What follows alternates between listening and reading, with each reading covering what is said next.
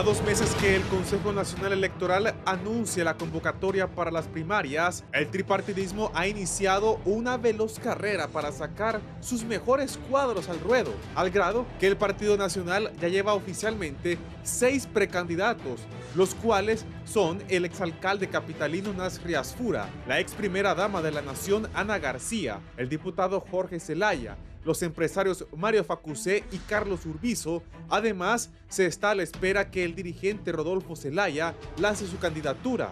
Por otra parte, en las filas del Partido Liberal, las expectativas son que en 2025 la centenaria institución resurja como el ave fénix, con los candidatos que ya tienen, como ser la diputada Maribel Espinosa, el expresidente del Colegio de Abogados Rafael Canales y varios liberales que aún no confirman su lanzamiento. No obstante, miembros de la bandera rojo, blanco y rojo ven con optimismo la llegada del diputado Jorge Calix y el ex designado presidencial Salvador Nasralla, quienes, de ser aceptados por el Consejo Central Ejecutivo, se sumarían a la contienda electoral interna del otrora Partido de las Grandes Mayorías. En Libertad y Refundación, la situación es distinta a la del bipartidismo, ya que en la actualidad solamente la exsecretaria de Finanzas Rixi Moncada y el diputado Russell Tomé figuran como los únicos aspirantes de ese instituto político, el cual busca en estas elecciones mantenerse en el poder ejecutivo. Analistas consideran que a medida se acerque el día, se conocerán los rostros que busquen la presidencia de la República en un proceso electoral que advierten será muy distinto al de 2021, debido a que el Libre se convirtió en el oficialismo y buscaría hacer valer algunas obras que ha ejecutado el poder popular para persuadir a la población, por lo que no es de extrañarse que en los próximos meses se comiencen a ver obras de infraestructura y un mayor acercamiento por parte de las autoridades con el pueblo hondureño, aseveran. Entre tanto, en el Partido Nacional señalan que son la principal fuerza de oposición en Honduras y que aún mantienen sólidas sus bases, que llegaron a obtener más de 1 millón de votos en las pasadas elecciones generales, a pesar que perdieron la contienda.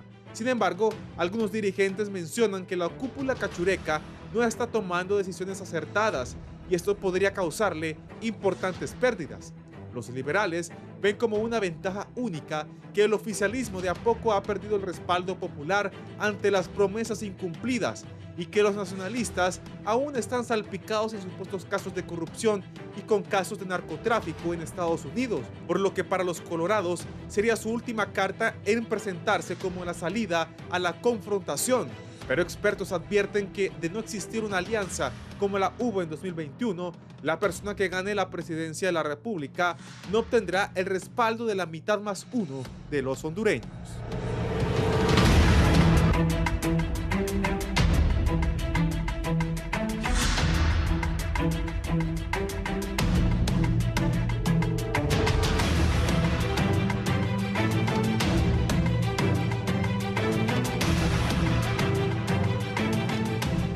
Buenos días, Honduras. Gracias por acompañarnos en este foro de la entrevista. Hoy, martes 9 de julio del año 2024. Andrea Hernández les saluda esta mañana con mucho gusto. Y es que el tema político y el panorama político es un poco complejo en este momento de nuestra historia y vamos a analizarlo con los expertos. El tripartidismo de alguna manera intenta sacar lo que ellos consideran sus mejores caras para tratar de conquistar al electorado a tan solo 2 meses de que se dé la convocatoria para las elecciones primarias por parte del Consejo Nacional Electoral en Honduras. Veíamos en la nota introductoria más o menos cómo está la estructura de algunos de los principales partidos políticos y esta mañana le doy la bienvenida a nuestros invitados que son unos expertos en el tema sin duda alguna. Le doy la bienvenida al licenciado Armando Orellana, él es analista, sociólogo de Honduras, docente también. Muy buenos días, ¿cómo está?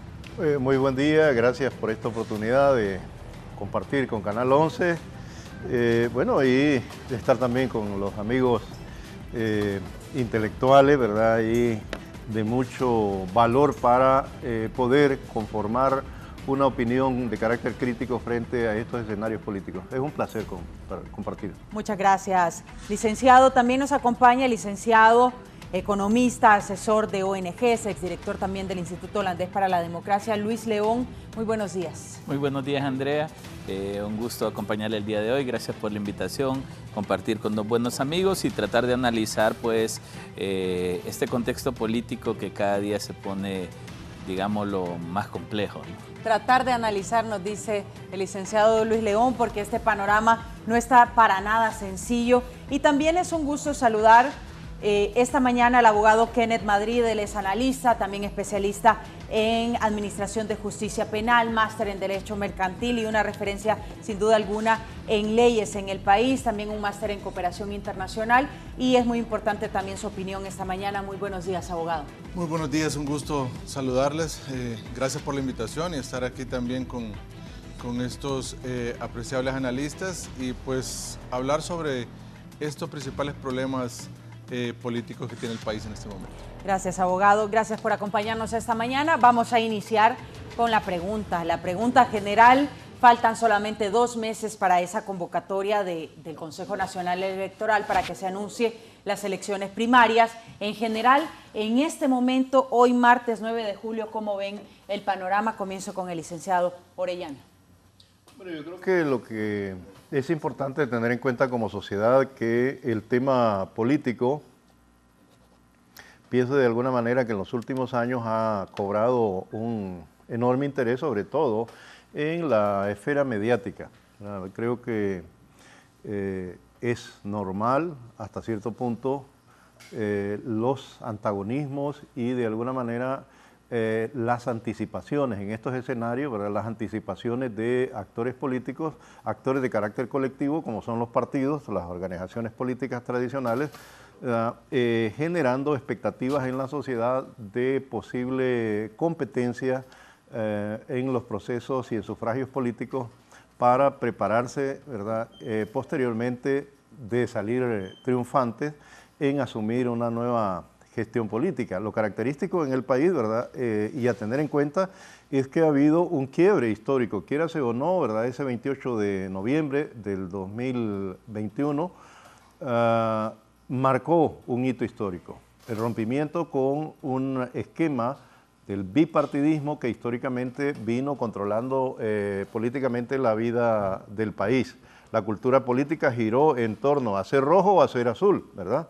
Y por otro lado, matices que salpicaron la historia de nuestro país, hablar de democracia estilo Honduras y todo otro tipo de situaciones, así como la situación que se dio en la última década, el autoritarismo, el retorno al autoritarismo, como hemos planteado, ¿verdad? Y la manipulación en estos procesos políticos. Pero lo que estamos observando es ese intento nuevamente de darle vida a esas instituciones políticas tradicionales, ¿verdad? Fundamentalmente el Partido Nacional y el Partido Liberal. Y es interesante para mí en esta dinámica, en esta coyuntura, la perspectiva de querer reavivar una institución, si pudiéramos utilizar el término, ¿verdad? Una institución que prácticamente es donde se produjo la crisis económica, política, concretamente el Partido Liberal. Vemos cómo, ¿verdad?, lo que se calificó de outsider o aspiraciones fuera de fuego de ese escenario del bipartidismo, tienden de alguna manera los sectores, sobre todo en la línea conservadora, a recurrir a esta organización política que ha estado en crisis, ha venido en decrecimiento. Cuando vemos esas estadísticas, realmente esta organización, ¿verdad?, de esas dos tradicionales es la que creció menos en la última década. Entonces, por lo tanto, hay ciertas preguntas con respecto a esa temática. Luego el caso del Partido Nacional, que a mí me parece, ¿verdad?, también interesante analizar, porque luego de un golpe, un quiebre muy fuerte a su imagen, que fue la detención del expresidente, ¿verdad?, y prácticamente ese quiebre de ese liderazgo, que estuvo un control muy rígido en los últimos, pudiéramos decir, 8 años, fundamentalmente se viene abajo la imagen, pero hay un fuerte intento cuando vemos a casi alrededor de 6 candidatos, entiendo, que se están lanzando a la precandidatura dentro de ese partido. Luego, por otro lado, el Partido Libertad y Refundación, a mí me parece que es interesante también darse cuenta que, al igual que otras expresiones políticas en América Latina que son nuevas, ¿verdad?, va hacia la consolidación, hacia el fortalecimiento Por un lado, aun cuando han habido crisis al interior, ¿verdad? Como es el tema de la salida de Jorge Cali, ¿verdad? Una situación que ya se venía a venir después de la crisis que se produjo en el primer mes de gobierno, frente a la elección del Congreso. Entonces me parece que vale la pena valorar, pero yo creo que muchas veces exageramos de las crisis con respecto a la cuestión política. Y esto iba a ser normal, esa contienda, el reacomodo de fuerzas, la tendencia ha sido a crear un solo frente de estos sectores conservadores, ¿verdad?, para enfrentar al partido oficialista y en esa línea retornar a ese status quo que le brindó privilegio a una élite que ha venido controlando el país durante muchos años. Les pido un panorama general porque después quiero ir ahondando en cada uno de los partidos políticos y cómo ven ustedes también la situación. En términos generales, a 2 meses de la convocatoria, ¿cómo ve el panorama, licenciado? Bueno, Andrea, me gustó la nota introductoria porque define claramente la existencia de un tripartidismo. No podemos negar de que el sistema político partidario está funcionando bajo un contexto tripartidista. Y aunque algunos partidos políticos quieran negarlo o hacer caso omiso del término, es real. Cuando los tres no están de acuerdo, no hay elecciones de ningún tipo en el Congreso Nacional, no hay aprobaciones de leyes en el Congreso Nacional. Entonces es un hecho que el tripartidismo consolidado que tenemos ahora en Honduras está dando un paso hacia adelante a un proceso primario, Andrea, que yo veo sumamente complejo. No veo un proceso primario, también hay que decirlo, no es que en Honduras los procesos primarios son fáciles y que en las últimas décadas hemos tenido procesos primarios altamente democráticos y altamente eficientes, pero sí veo un panorama complejo por todo lo que se está moviendo en el entorno, un proceso de tratar, como dice Armando muy bien, darle vida a los partidos tradicionales, un partido en el poder que está tratando de encontrar el camino para sostener el poder, los flujos de transfuga de candidatos de partidos a partidos también genera un contexto un poco complejo. Entonces, inicialmente yo diría, Andrea, no veo unas elecciones primarias e internas fáciles y mucho menos pacíficas. Lo que estamos viendo en el accionar de los políticos en este momento ya es conflictividad que eventualmente llega al pueblo hondureño y se convierte en conflictividad en las elecciones. Es costumbre ver cómo en las juntas receptoras de votos ante mesas se agarran a golpes. Todo eso es inducido por el accionar de los políticos y los candidatos. Así que yo plantearía inicialmente que el panorama no es fácil.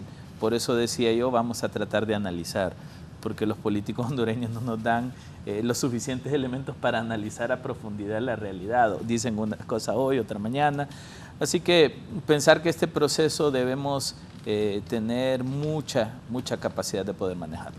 Así es, licenciado. Y también hay muchos acuerdos que se dan entre políticos que en muchas ocasiones no son públicos, precisamente. Abogado Madrid, claro, su opinión sobre el tema y cómo ve el panorama en términos generales. Claro, gracias, Andrea. Mire, sin lugar a dudas que el panorama político en este momento está rondando en el tripartidismo, que es, sin lugar a dudas, desde el año 2013 estaba presente el tripartidismo, solo que con una participación menor por parte de Libertad y Refundación porque no estaba en las esferas de poder. Ya a partir del año 2016-2017 vimos a Libertad y Refundación un poco más cómodo en el panorama político porque comenzó a ser parte de las instituciones del Estado, ¿no?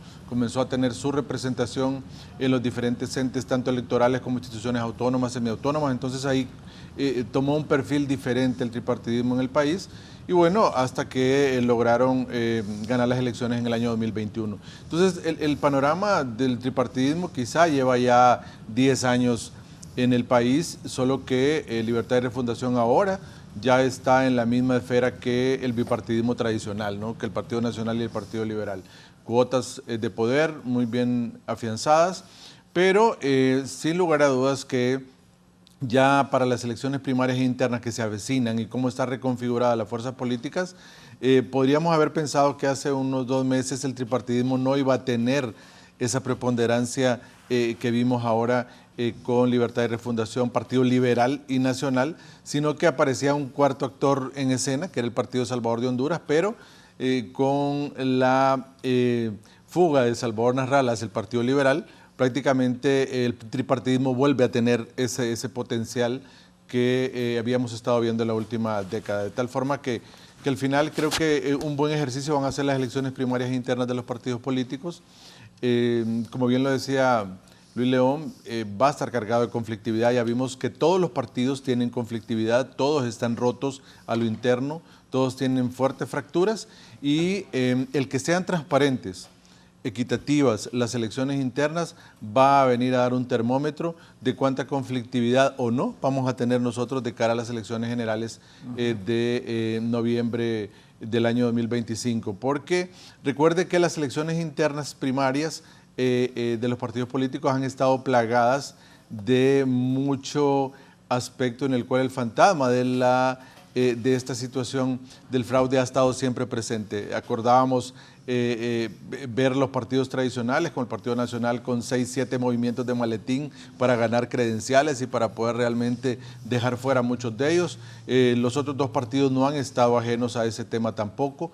Ha sido realmente esa cara que muestran previo a las elecciones generales. Creo que estamos en un proceso, septiembre próximo, va a marcar mucho el camino que los partidos políticos tradicionales, el tripartidismo, va a mostrar y va a ser la cara del elector para las próximas elecciones. Hay muchos aspectos a considerar de cara a esta elección y sin duda alguna me llama la atención que coinciden el licenciado Orellana con el abogado Kenneth Madrid sobre los antecedentes políticos que tenemos. En 2017 recordamos aquellos cuestionamientos, la polémica por la transparencia, luego la contundencia de la pasada elección, que también fue sin duda alguna una sorpresa para la política en Honduras. ¿Cómo creen que sea el siguiente proceso con estos antecedentes que tenemos y con la expectativa que también se tiene del próximo proceso 2025?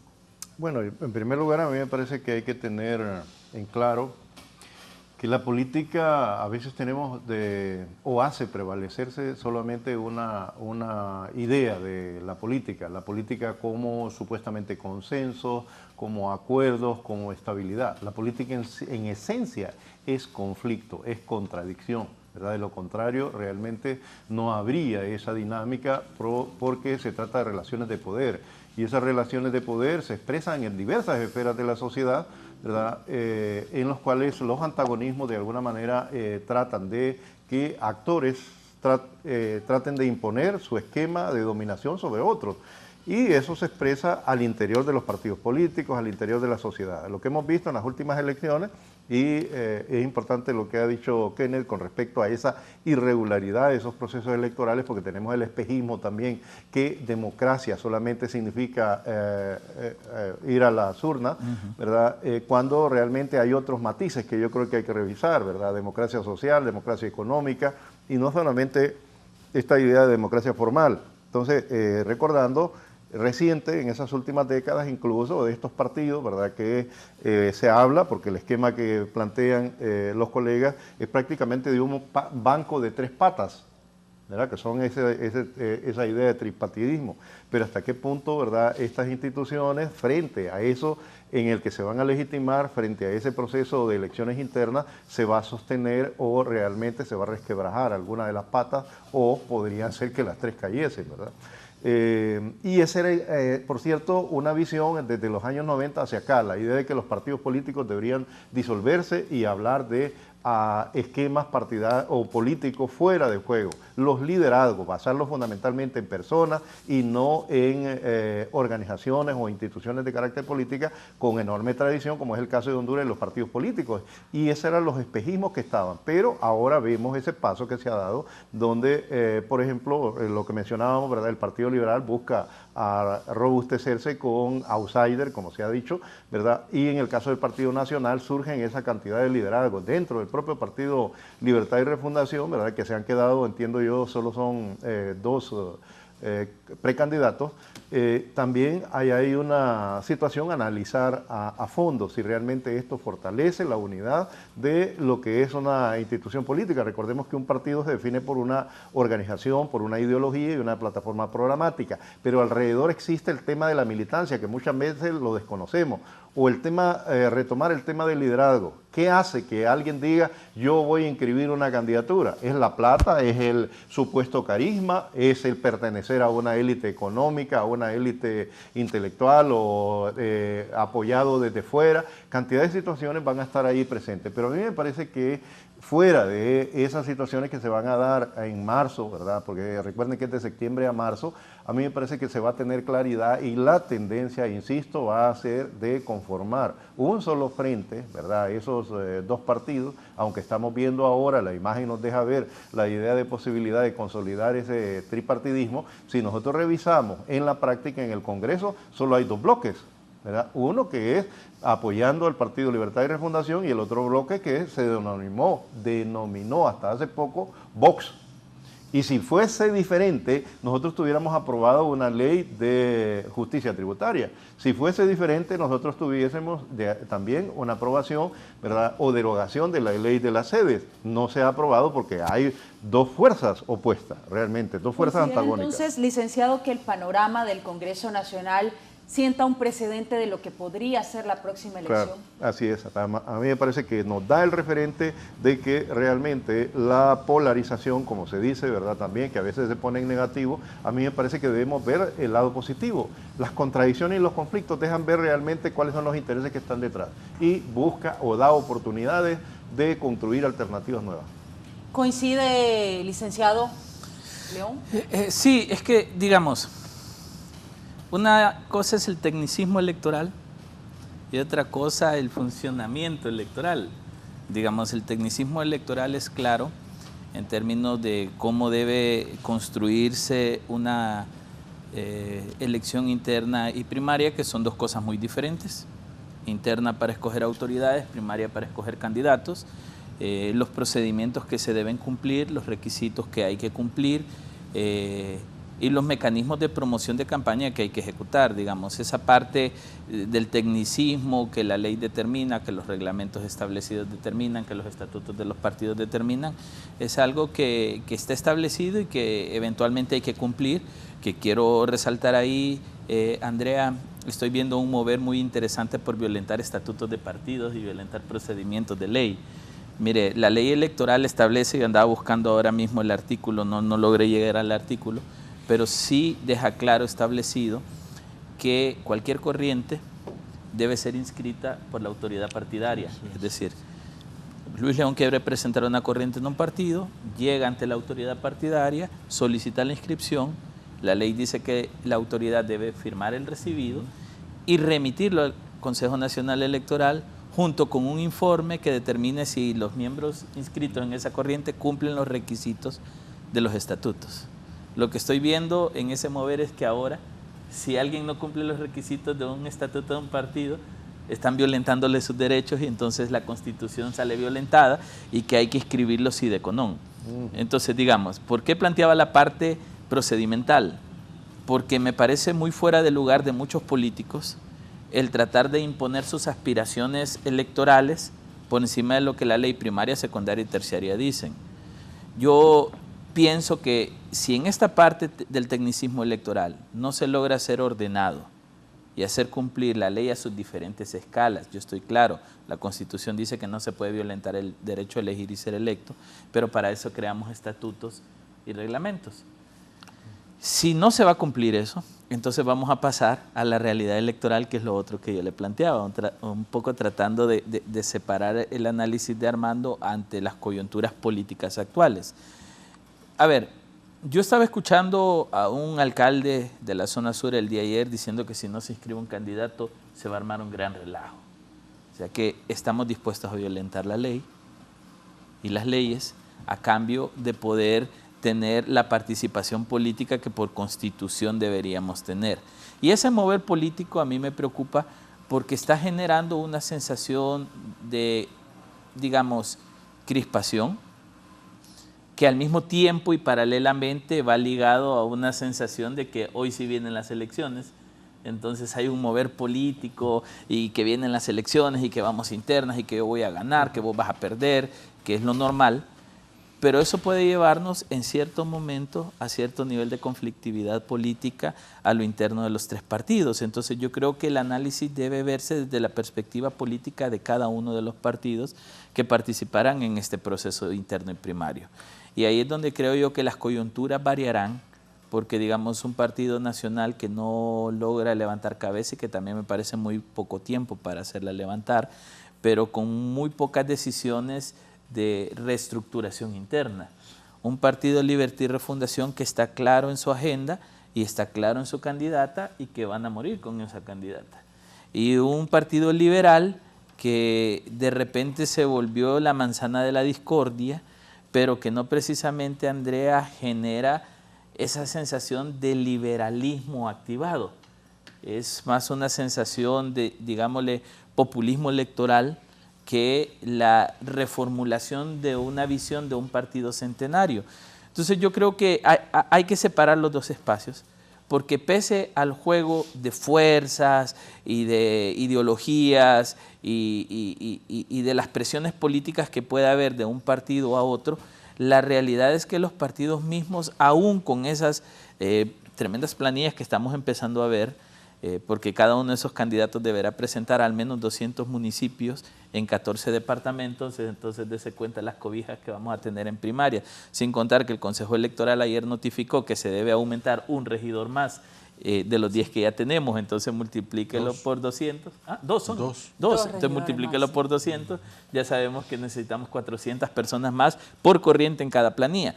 Entonces, digamos, todo ese esfuerzo diluido, creo yo, por la falta de claridad en cómo los partidos políticos van a gestionar. Yo quiero verlo desde la perspectiva de todo lo que no se ha hecho para llegar a un proceso interno y no tanto desde la perspectiva de las luchas de poder que tiene el tripartidismo, que para mí la lucha férrea va a ser una vez que se superen las primarias, cuando ya vayamos a generales. Ahorita cada partido está tratando de estar a flote con su intención de elecciones internas y primarias, y la conflictividad, la dificultad, la falta de transparencia, el incumplimiento de leyes y estatutos y la falta de claridad política impacta al interior de cada partido en este momento.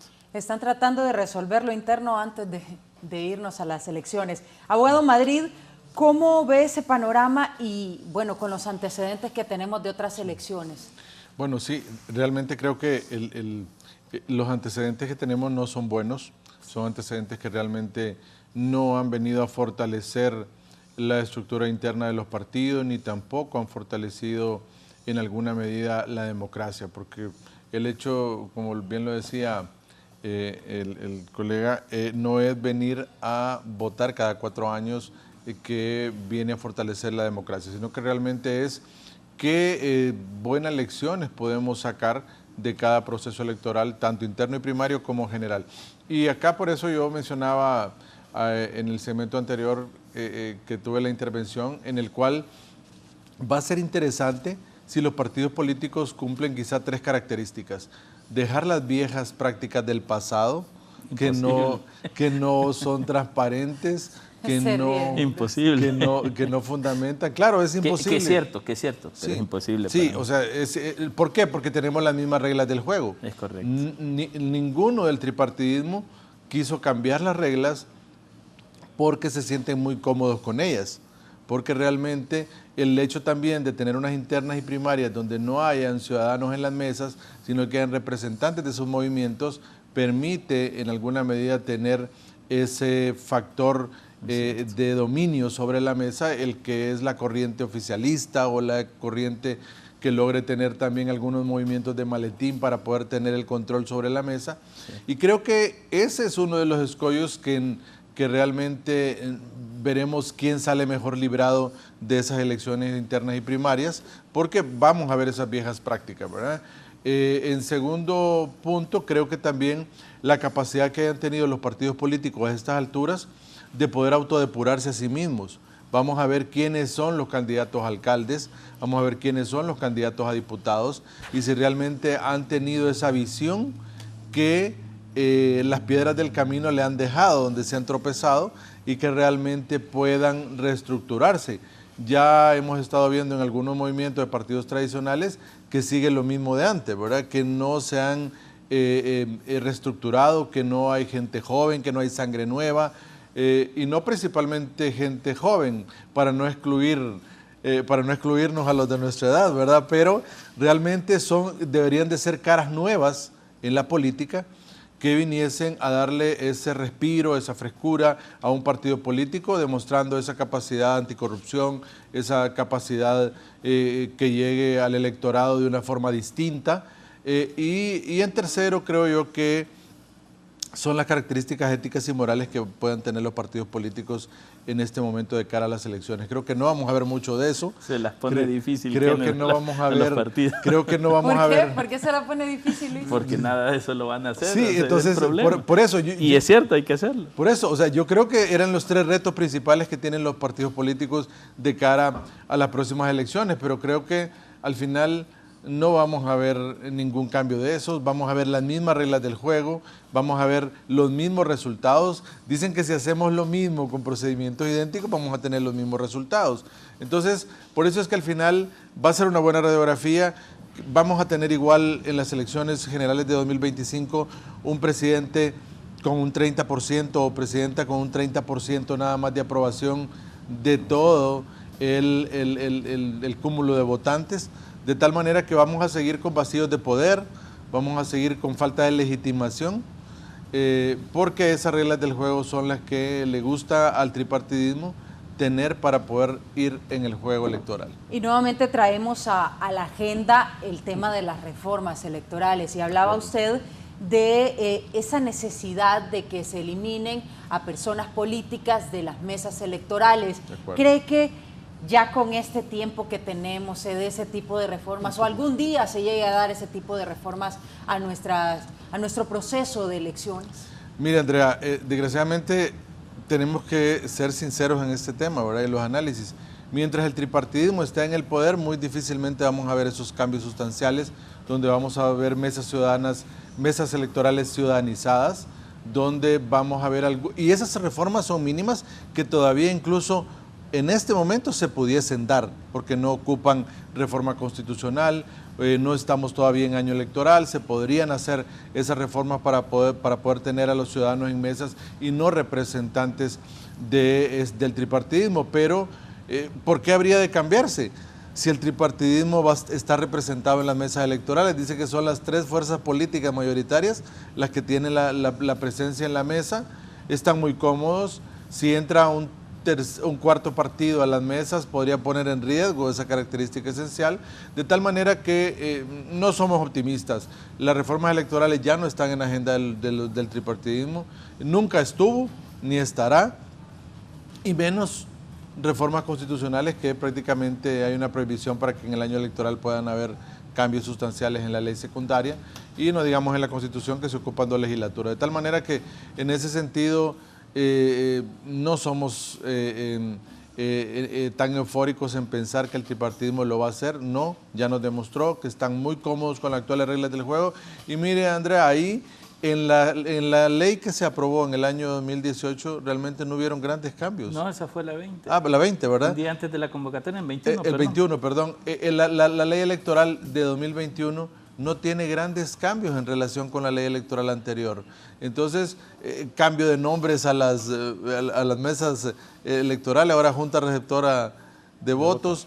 No hay grandes cambios de fondo, sino de forma. Y eso fue una forma de tapar el ojo al macho para tener una nueva ley electoral, pero sin cambios sustanciales que todo el pueblo hondureño quería. Y eso es ahora lo que nos demuestra que realmente no hay en alguna medida voluntad política para poder hacerlo. Y ni hablar del voto electrónico en cuanto a voluntad política. Pero fíjese, Andrea, que con el voto electrónico, yo siento que ahí, a ver, los países que implementaron voto electrónico volvieron después al voto físico, manual. Es que debería ser la dualidad, Luis. Sí, pero mira, a ver, apoyarse de lo tradicional y de lo electrónico para... por lo menos en 1 o 2 ejercicios, perdón Luis, No, sí. en 1 o 2 ejercicios debería de haber, usted va a votar por el mecanismo tradicional y luego pasa a la máquina electrónicamente para validar su voto, pero es que, de que realmente fue acertado. Digamos, digamos, el voto electrónico como tal, donde se ha implementado, ha fracasado. Se ha vuelto al voto tradicional. Pero mire, Andrea, es cierto que la ley tiene un montón de vacíos. Yo soy de los más críticos de esa ley. Ojalá la voy a dactilar, Luis. Pero es justo Que la lo que iba a persona que plantear. va a votar quede Es lo que censado iba- de Ya tenemos voto. un registro nacional de las personas Exacto. con Es que es lo que un quiero registro plantear. biométrico de Exacto. todos. Es lo que quiero plantear. El lector biométrico que la ley obliga y que se implementó en 2021, desde mi perspectiva técnica, ya es un voto electrónico. Luis León llega, pone el dedo, el sistema valida que es Luis León, y una vez que Luis León es validado, el sistema lo bloquea para que no vuelva a votar. En mi mesa no había eso, Luis, No, bueno, donde yo voté. pero, digamos, en 2021 hubo un montón de problemas. Por ejemplo, la calidad de personas que se mandaron a las juntas receptoras de votos. sí. Casi el 30% de las mesas no lograron arrancar en tiempo porque la gente que enviaron los partidos no podían conectar una impresora, no podían encender la sí. computadora, hacer funcionar el escáner. Digamos, hay un montón de vacíos que los partidos deben cubrir, ya que ellos son los empecinados en estar en esas juntas Que receptoras. si no había energía y Exacto. varias condiciones. Y entonces tal vez el lector biométrico en la mesa de Ketnet no estaba porque no lo pudieron operar, Sí. porque el CNE no dio las capacitaciones en tiempo y forma. Nosotros incluso estuvimos apoyando en algún tiempo eso. Pero ¿qué quiero decir? El lector biométrico para mí ya es prácticamente un voto electrónico, porque una vez que yo pongo el dedo, el sistema me bloquea y a donde yo lo vaya a poner dice Luis ya votó. sí. Entonces, digamos, ya que no podemos dar un salto a una papeleta digital donde llenemos digitalmente el voto, blindemos el lector biométrico. Y la pregunta que yo tengo es, ¿lo van a implementar en primarias? Sería interesante. La ley obliga en generales, Armando, pero no obliga en primarias. ¿Por qué? Porque desde la concepción jurídica, las elecciones primarias corresponden Son a los partidos partidos políticos. no del Entonces ahí está la respuesta. Va a ver si los partidos políticos quieren. Y van a si querer. no quieren, Y no va a haber. Y, Así claro, es. y van a querer, ¿no? No. Porque necesitan esa transfuga de personas haciendo fraudes de partido a partido, de corriente a corriente, como lo han hecho siempre, para que salgan a los que el tripartidismo les conviene, vayan a una Mire, contienda Luis, y general. le voy a decir algo, perdón acá. ¿Sabe qué pasa y qué es lo que sucede en las internas del país? Y se lo digo con conocimiento de causa porque he estado en los procesos ahí observando.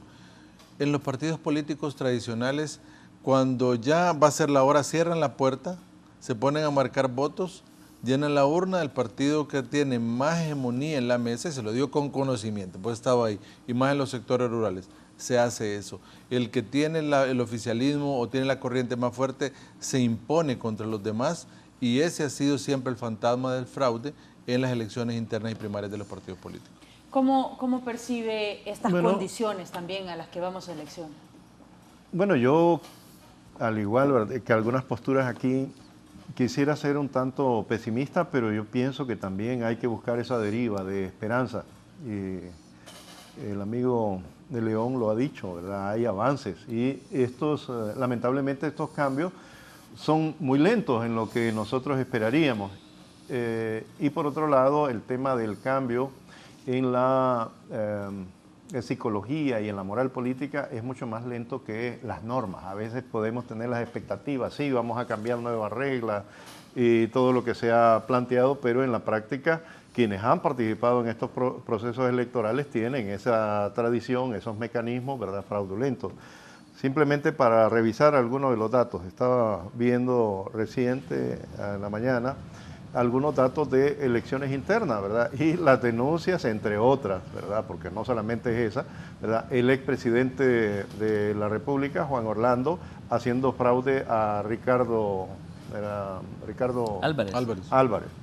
Entonces, y asimismo otras denuncias dentro del Partido Liberal, incluso el propio Partido Libertad y Refundación, algunos de esos grupos, ¿verdad?, fueron señalados por ese tipo de situaciones. Entonces, cuando vemos hacia atrás, ¿verdad?, y vemos los años 60 de este país, cuando se hablaba de elecciones estilo Honduras, donde se sostenía que detrás, casi las caricaturas que plantea la cinematografía mexicana, ¿verdad?, con una película que hay sobre las formas del poder, donde rodeaban al final, al cierre, como dice el abogado, ¿verdad?, Kenneth, el conteo, entonces hombres armados obligaban a los demás a cambiar y a modificar. No se daba tanto en esas últimas décadas, pero sí los acuerdos y los negocios económicos. Aquí hay que retomar también el tema del dinero, del crimen organizado y de la corrupción que estuvo presente en todos esos procesos electorales. La pregunta que hay que hacernos, ¿se seguirá o va a seguir estimulando también este recurso financiero en los procesos electorales internos y en las elecciones generales? A mí me parece que la expectativa con respecto a esas elecciones internas, más allá de esos problemas que tenemos como sociedad y en el sistema político, es el tema si nos va a dar la certidumbre, ¿verdad?, para enfrentar esas elecciones generales. Tal cual son algunos sondeos, ¿verdad?, y más allá de certidumbres, lo que hemos escuchado en algunos actores, incluso dentro del Partido Liberal, ¿verdad?, y algunos que venían o que vienen del Partido Salvador de Honduras, entre otras organizaciones, es que están negociando, ¿verdad?, que están haciendo el esfuerzo de incorporar no solamente la idea de que se inscriba Salvador, sino que les inscriban en las primeras planillas, ¿verdad?, de diputaciones a gente que estaba vinculada con el Partido Salvador de Honduras. Entonces, a eso se refiere este escenario previo a septiembre, donde hay negociaciones. Luego, por otra parte, yo igual, ¿verdad?, y reto y desafío a la sociedad que se pregunte cuáles son los méritos para que alguien pretenda ser precandidato. Ya debemos preguntárnoslo, ¿verdad? O ya está dado, simplemente porque a alguien se le ocurrió, ¿verdad?, que considera que él tiene un buen perfil, ¿verdad?, físico, etcétera, o la vanidad, el ego, el narcisismo lo lleva a retomar, o realmente son méritos los que están pesando, ¿verdad?, esa trayectoria de compromiso, entrega a las causas del pueblo, de las grandes mayorías, o realmente son sus valores, esos principios morales, como dicen, porque la mercadotecnia puede con mucho, ¿verdad? Nosotros no podemos construir una figura, pagamos medios y todo lo demás y aparecemos de la noche a la mañana. Pero ¿cuál es nuestra trayectoria? ¿Cuáles son nuestros antecedentes? Entonces, el ciudadano, el votante, que a veces lo dejamos a un lado en estos procesos de análisis, ¿realmente ha avanzado esa capacidad crítica del ciudadano hondureño? Por eso es que yo digo que debemos tener también una perspectiva esperanzadora en el sentido de que sí hay, ¿verdad? Incluso es contradictorio cuando algunos pretenden decir,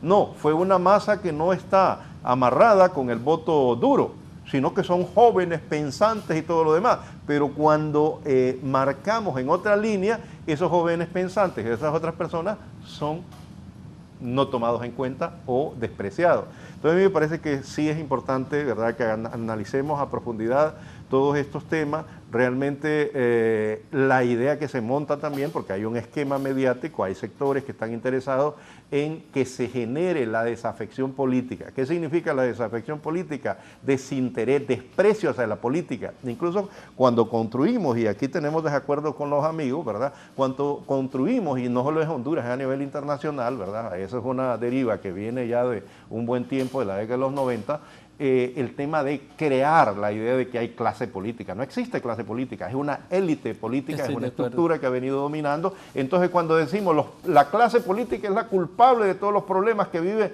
las sociedades latinoamericanas, entonces el ataque y el desprecio a un ciudadano poco formado que cree definitivamente que todos, porque la idea es generalizar, todos los políticos son iguales y hay que despreciarlos. Y yo no debo meterme a la política y que se meta aquel que supuestamente, ¿verdad?, se pretende hábil, listo para engañar al pueblo y venderle la idea de que él es la solución. Entonces me parece que esos elementos hay que verlos, pero a la par crece otro elemento, ¿verdad?, una capacidad crítica que de repente no la vemos expresada directamente en medios, en foros o en el entrevistado, la vemos en las redes sociales, ¿verdad? Y esas redes sociales están jugando un papel. Por un lado, pueden ser manipuladas, porque cuando hablamos de los levantamientos que se dieron en las primaveras árabes, fue manipulación para hacer caer gobiernos y obviamente no era el interés de darle democracia, perdón, León, si tenemos diferencia en esto, darle democracia a Egipto, darle democracia en el caso de país que tenía a Gaddafi como líder durante muchos años, ¿verdad? No era el interés de llevar democracia, era interés por apoderarse, y obviamente aquí facilitaron estas redes sociales para generar desde abajo todas estas conspiraciones. Entonces, sí, las redes sociales pueden ser manipuladas y de alguna manera, ¿verdad? Si bien es cierto, democratizan, pudo ocurrir en España, ¿verdad? Donde se dieron levantamientos, pero que lamentablemente tienen poca durabilidad, poca sostenibilidad. ¿Por qué? Porque elevan la emoción, los ánimos, lo que vemos en los políticos también, ¿verdad? Incluso en estos outsiders, de hacer el show mediático, ¿verdad? Gritan y hacen cualquier cosa, como un Milei o como el presidente de El Salvador, emocionan, pero en esencia hay lo que plantea una organización política que en el siglo XX, siglo XIX para acá, ¿verdad? Mediado, se habla de partidos políticos, se estructuran. Y era estructura, ¿verdad? De alguna manera era una identidad ideológica. Hay desprecio hacia lo ideológico, vemos en algunos foros. Es que aquí no queremos hablar de ideología. Y aquellos que niegan tener ideología tienen un sustento ideológico. ¿Cuál de estos candidatos que nos está ofreciendo, ya sea dentro del Partido Nacional o dentro del Partido Liberal o de Libertad y Refundación o de cualquier esquema que nos plantea, ¿verdad? No tiene una ideología de sustento? Entonces, para mí, y eso es lo que hay que seguirle el juego, ¿verdad?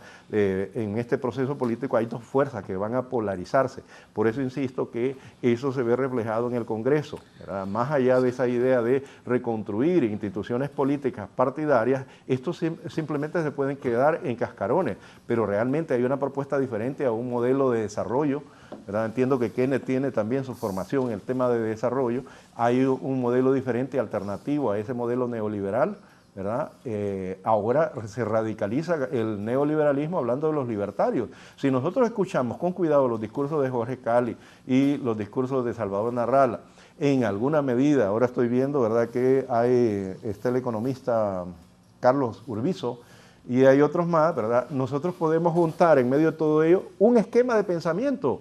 Y eso, resulta que la política también implica procesos, pero implica resultados, son las políticas públicas. ¿Qué tipo de políticas públicas nos van a proponer en esa plataforma programática?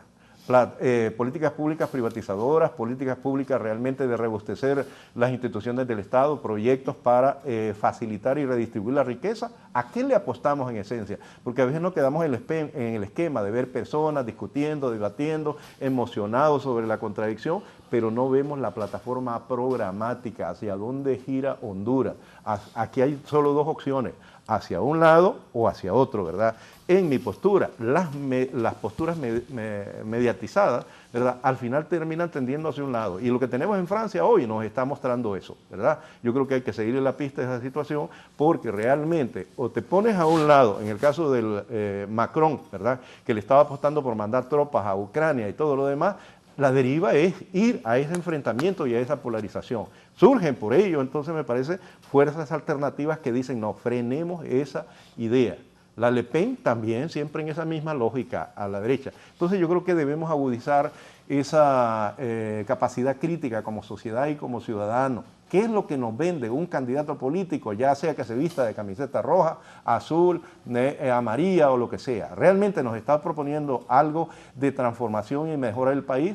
Y la otra cuestión que tenemos hoy en día, con esto cierro, ¿verdad?, la cuestión de incumplimiento. Vendemos la idea de que no se ha resuelto nada y que no se está logrando, teniendo logros. Yo creo que debemos de agudizar esa capacidad para analizar que a veces hay avances y hay cambios que son lentos, que aunque nosotros querramos como sociedad o el político te venda de forma demagógica que ya voy a cambiar todo, dice en el caso de Bukele, El Salvador va a cambiar, ¿verdad? Y toda la cuestión. En estadísticas se pueden maquillar un montón de cosas, pero la realidad es otra. ¿Cómo está viviendo esa población en El Salvador? ¿Ha resuelto, ha cambiado su índice económico? Es muy difícil.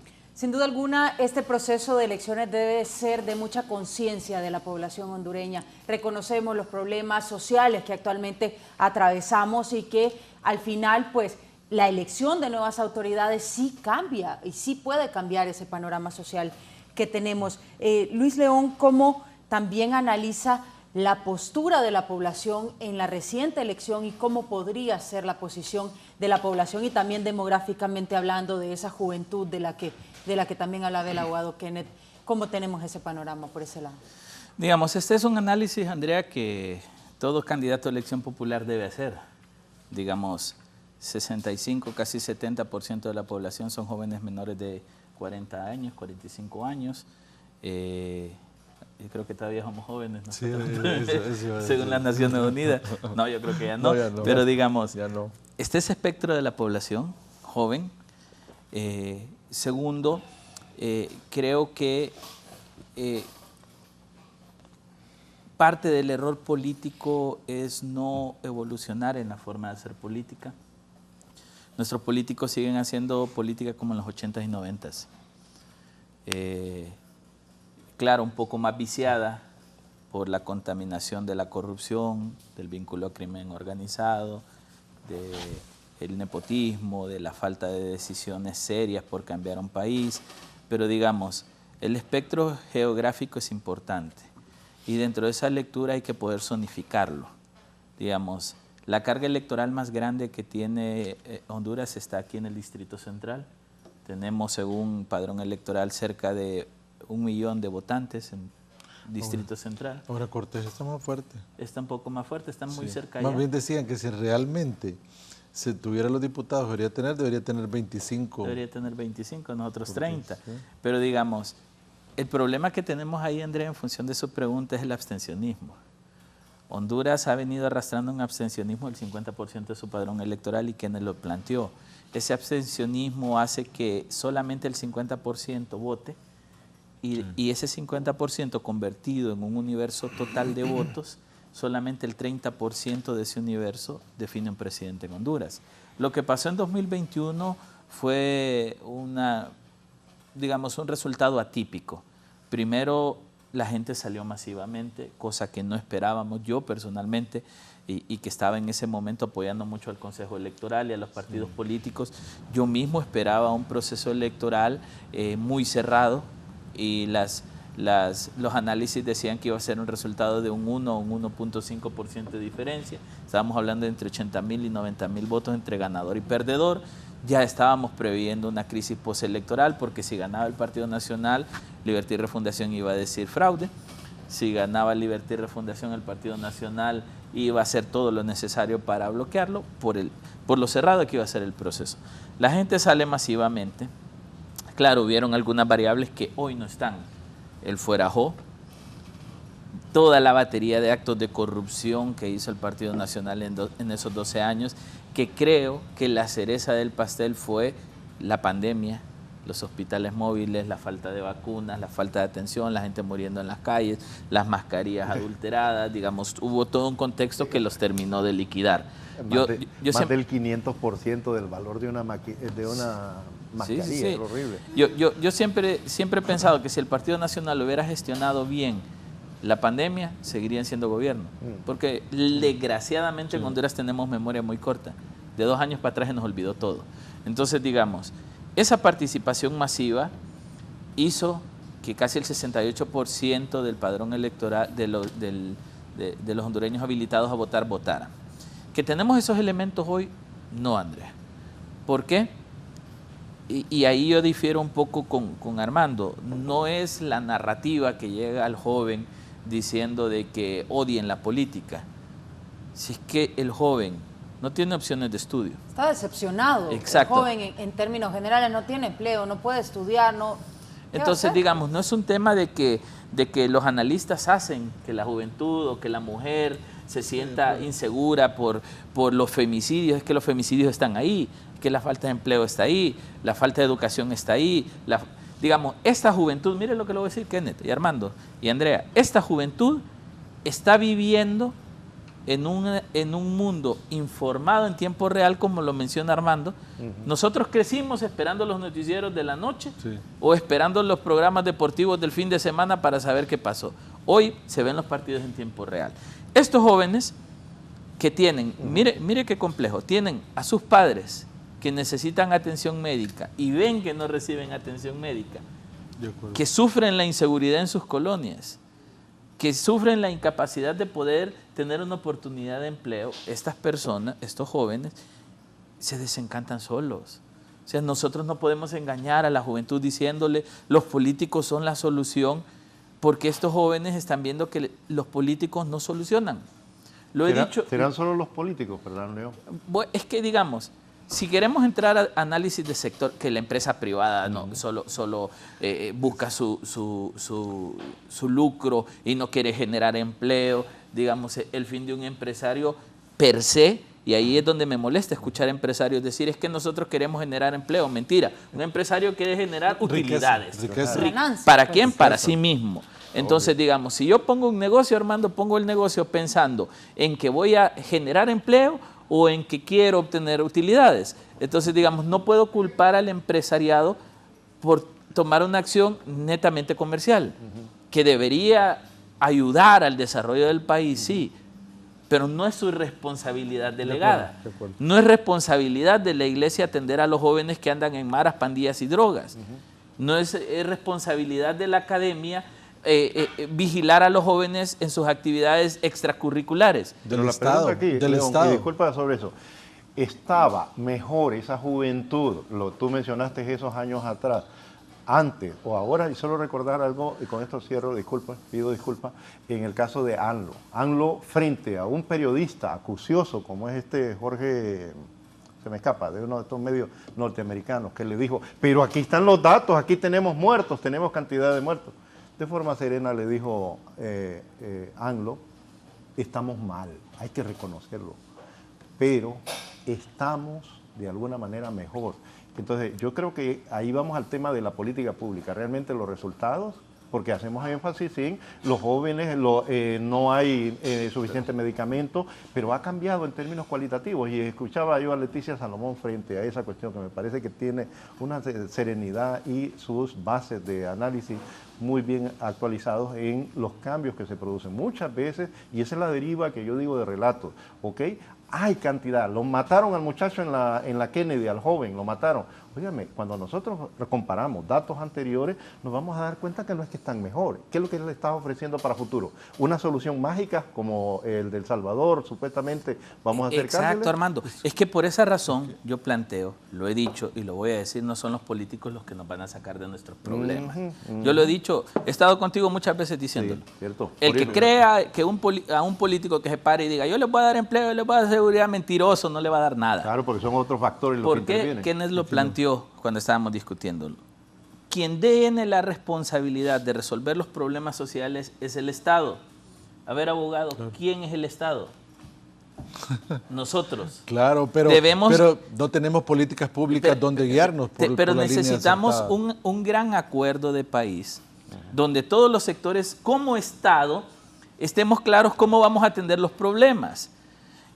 Pero cuando uno dice el Estado falla, el Estado es incapaz, el gobierno, que es un actor administrativo que solo dura 4 años, porque el Estado es permanente, cree que uno está señalando que el gobierno no funciona. ¿Cuál es el punto, Kenneth?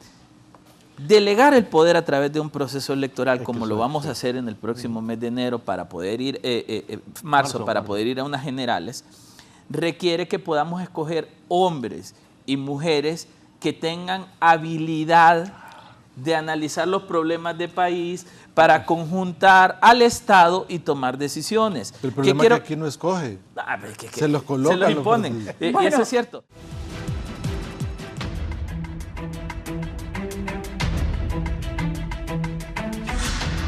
Continuamos de más del foro, la entrevista. El tripartidismo saca lo que ellos consideran sus mejores caras y vamos a analizar cada uno de los partidos políticos y cómo está ese panorama de cara al proceso de elecciones primarias. Comenzamos con el Partido Liberal.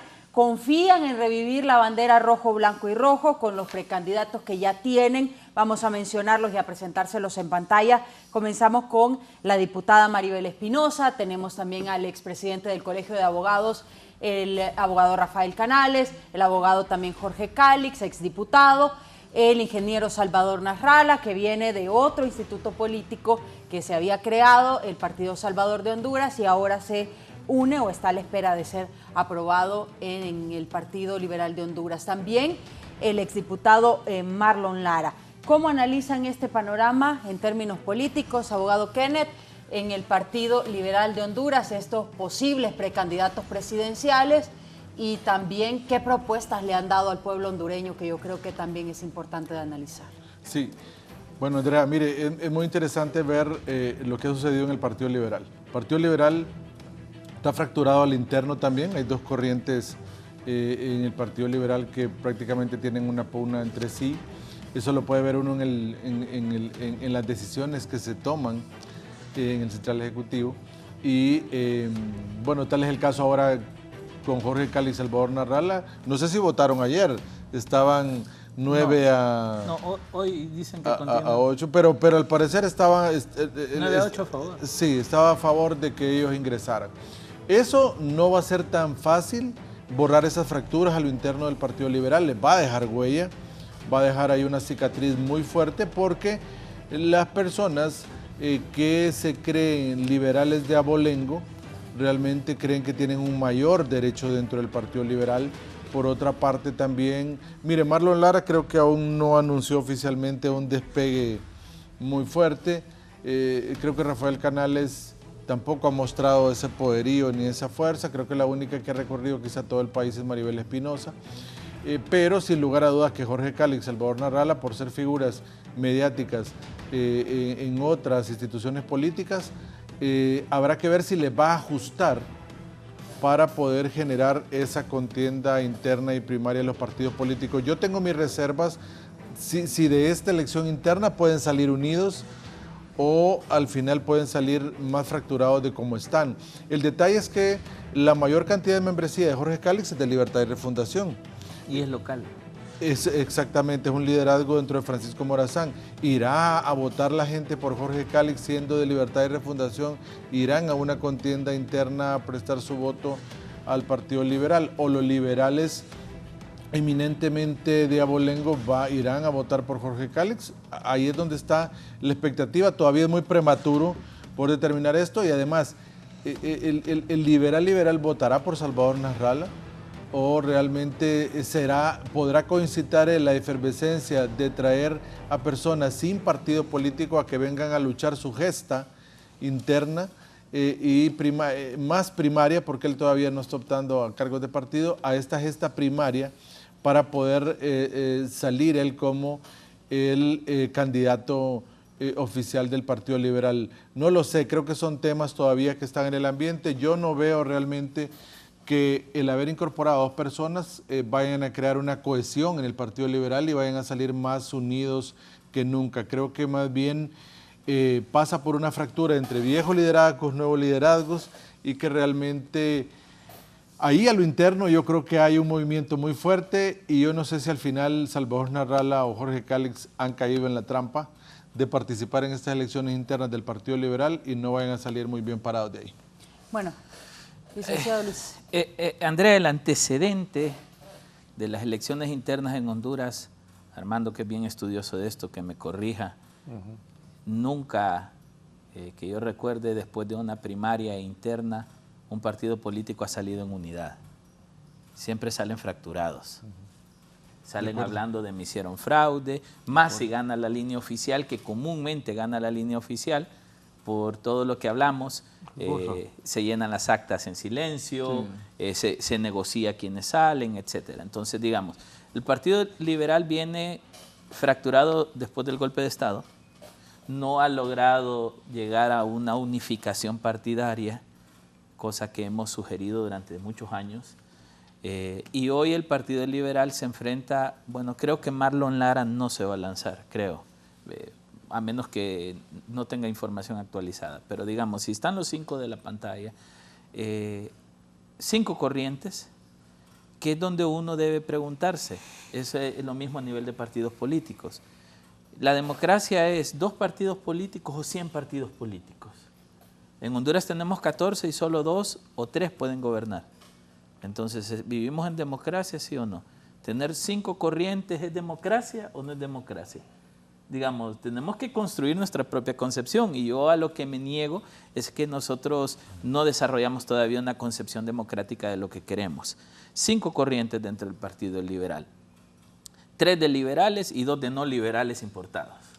Entonces, digamos, el caso de Salvador Narrala y Jorge Calix tienen que hacer todo lo que tenían que hacer en sus partidos: construir estructuras, conformar planillas de 200 candidatos, de 200 municipios, perdón, y enamorar a un liberalismo que sí existe, que es una cosa que yo siempre he dicho. Que el Partido Liberal haya sacado 350.000 votos a nivel presidencial en 2021 no significa que es un partido muerto. A nivel de alcaldías recogieron casi más de 1 millón de votos. Entonces hay 1 millón de liberales. Que no les ha gustado su candidato es otra cosa. Ese 1 millón de liberales están dispuestos a ser dirigidos hacia un proceso electoral por 2 personas que no son liberales. Que me lo pregunto. Tercero, tenemos 3 liberales ahí, que una sí creo que está haciendo un esfuerzo importante, que es Maribel Espinosa. He visto su trabajo, he visto cómo está construyendo su propuesta de gobierno, he visto y he acompañado el trabajo que anda haciendo y me parece que ella es una liberal que está tratando de hacer un esfuerzo por su partido político. Ahora, que el Partido Liberal lo tiene fácil, ahí no hay nada fácil, hay que decirlo. ¿Por qué? Porque si ya por antecedente, después de una elección interna, un partido termina fracturado, ¿qué va a pasar después de una elección interna ganada por un foráneo? Entonces, yo he tenido una tesis, Andrea, Kennedy y Armando, de que la elección general de 2021 se va a hacer en el marco de 2 grandes alianzas. Libertad y Refundación y la mitad de los liberales molestos por esto, y el Partido Nacional y la mitad de los liberales contentos con esto. Pero no el Partido Nacional como institución oficial. Oficial, claro. Sino una facción. Claro, entonces estamos hablando de que los fragmentos de estos partidos políticos unidos en claro, exacto. formando fuerza. Entonces vamos a tener una elección general de 1,5 contra 1,5 y punto, para de contar. Entonces estamos hablando de la posibilidad de una alianza política. Es que tiene que haber alianzas por los 2 Pero lados. creo que va a ser de hecho, Andrea. Coaliciones. Va a ser de hecho, no jurídica. Va a ser de hecho, no jurídica, porque la institución como tal no se van a plegar a otro partido. Hay demasiados egos internos y son las facciones resentidas o que no sientan cabida las que seguirán para el otro Pero sector. ¿qué pasa entonces con esos egos internos de los que usted habla? ¿Quién va a liderar esa alianza? Eso es... Bueno, al final creo que, yo creo que al final va a ser el partido que logre demostrar en ese momento mayor fuerza. Creo que van a lograr medir fuerza. El Partido Nacional como institución no va a lograr liderar nada por el impacto que ha tenido de todo esto en el pasado, pero sí lo puede liderar el Partido Liberal y ahí unirse las facciones disidentes de ambos partidos. Creo que esa va a ser la oposición. Es una posición válida. Esa es la oposición que veremos a nivel muy particular. Yo solo concluiría que el reto de los liberales, más allá si es Salvador, si es Jorge, que ese es un tema que deberán resolver y tendrán que hacer un análisis de control de riesgos y de control de daños por las decisiones que tome el Central Ejecutivo alrededor de esto, es por qué el Partido Liberal no trata de promover un gran acuerdo interno, dado que la coyuntura otra vez los ha puesto al frente de la discusión política partidaria. Por los egos. Ahí hay 2 fracciones. Entonces yo pregunto, porque Andrea decía, los egos. Entonces, ¿para qué es el ego de estos? ¿Porque quieren el poder o porque quieren sacar adelante Honduras? Es poder. Entonces, si solo es poder, señores, gane liberales o gane el que quiera, vamos a seguir en el mismo problema. ¿Para qué se quiere el poder? ¿Para sacar a libre? Así como quisimos sacar a los cachurecos y nos sirvió sacar a los cachurecos, seguimos patinando en los mismos problemas del país. El licenciado Orellana es sociólogo y es yo creo que aquí hay que agregar una deriva tanto a lo interno de los partidos políticos, que es el matiz no solamente de la cuestión política, sino lo económico. Cuando vemos esos perfiles, una pregunta que debemos hacernos: ¿quién tiene mayor cantidad de recursos económicos que puede poner a disposición para una campaña? ¿Quién tiene el otro recurso, verdad, que aborda Pierre Bourdieu con la idea de poderes simbólicos y que tiene que ver también con imagen? Dentro de estos esquemas, perfiles propiamente, Maribel Espinosa, Rafael Canales, Salvador Narrala, Marlon Lara y Jorge Calix, ¿verdad? Cuando lo ponemos a ver esas perspectivas, realmente, si hablamos en términos económicos, vamos a ver que el recurso económico, mayor disponibilidad, lo tendrá Salvador Narrala, incluso el poder simbólico, la imagen, más allá, ¿verdad?, de los atributos que pudieran tener estas otras personalidades.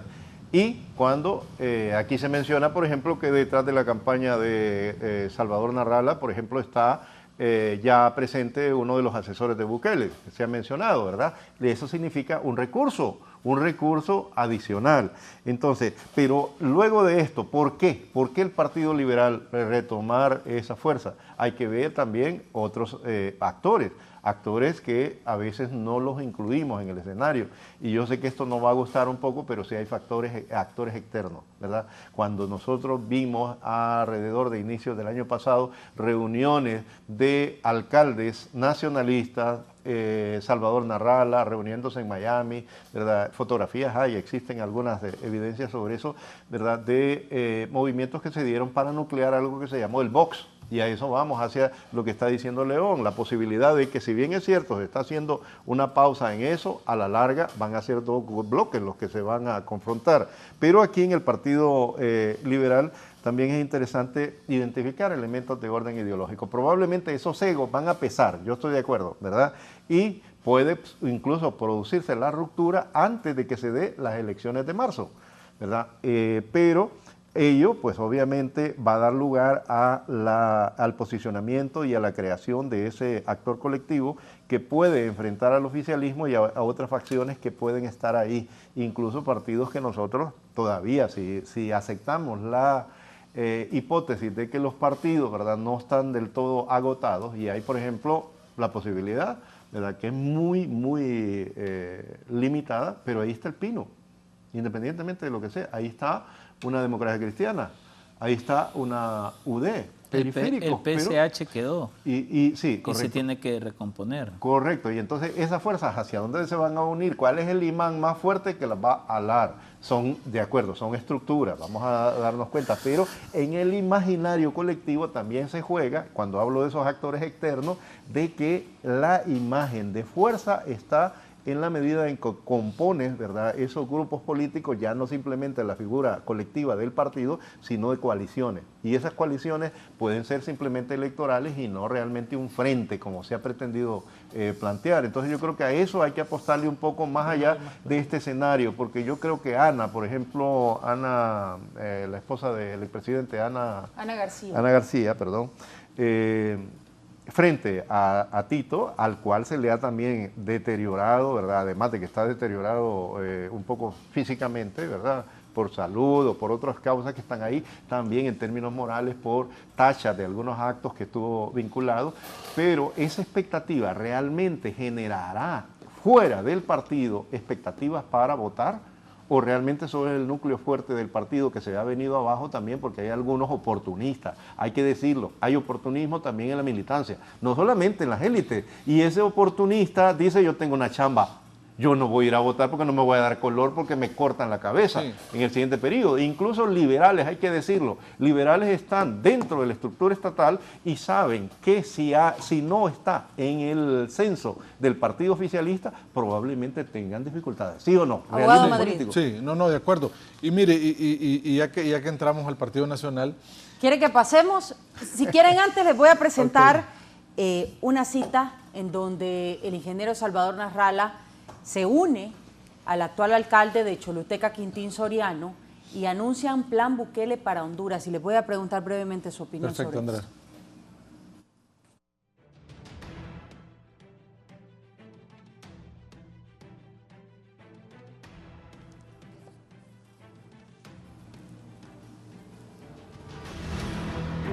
Bien, dice: adiós a los corruptos, trabajo, seguridad y pisto en la bolsa para todos. Y además dice plan Bukele para Honduras, sí al municipalismo, y se unen en esa alianza el que se postulaba o se perfilaba como un precandidato presidencial, Quintín Soriano, dentro del Partido Liberal, y Salvador Narrala. ¿Qué representa plan Bukele para Honduras desde su punto de vista, abogado? Mire, yo creo que acá están haciendo alusión a la imagen del presidente Bukele y al éxito, entre comillas, podríamos decir, que ha tenido con el tema de seguridad.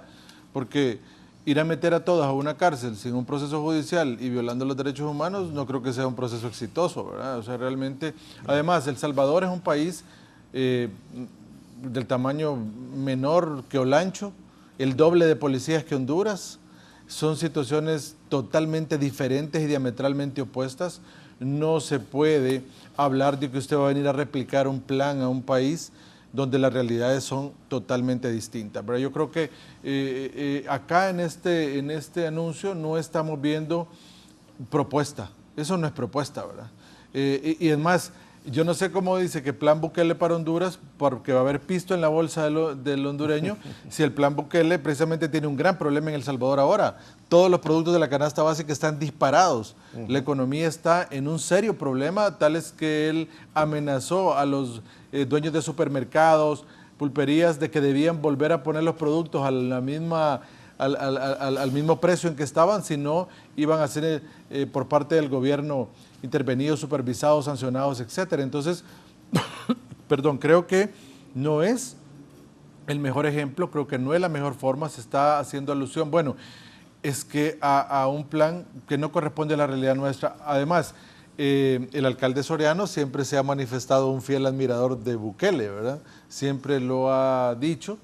Y bueno, yo creo que ahora el tomar partido con Salvador Narrala, eso que escuchamos ahí no es una propuesta de nada, ¿verdad? Eso prácticamente es prácticamente algo más enmarcado en la mercadotecnia, pero creo que no es esa la solución que Honduras espera tampoco. Nosotros esperaríamos que sobre todo en el Partido Liberal haya una propuesta distinta, sí, haya un plan de gobierno que estén mostrando cuál van a ser los principales problemas que tiene Honduras, que los muestren y cómo se van a resolver y de qué forma van a ser abordados, cuál va a ser la solución. Pero acá esto no está optando a ninguna propuesta seria, efectiva, que venga a dar la cara. Y por otro lado, para cerrar lo que usted me preguntaba, Andrea, en relación al Partido Liberal, también siento que bajo esta perspectiva hay los candidatos liberales que comenzaron a trabajar, ya tienen tomadas muchas de las estructuras tradicionales del partido,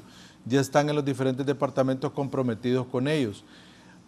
Algunos aún no se han decidido. Escuchaba yo al alcalde de Comayagua, que también tiene varios periodos igual que el de Choluteca, decir que él no había decidido con quién irse, que no lo iba a hacer en este momento, pero que iban a tomar indicadores. Yo creo que nadie se quiere quemar en el Partido Liberal todavía en este momento, está esperando a ver qué marcan las tendencias, las encuestas, para poder determinar hacia dónde se van a dirigir. O sea, tampoco es que Jorge Cálix y Salvador Narrala tienen un trabajo muy fácil en el Partido Liberal.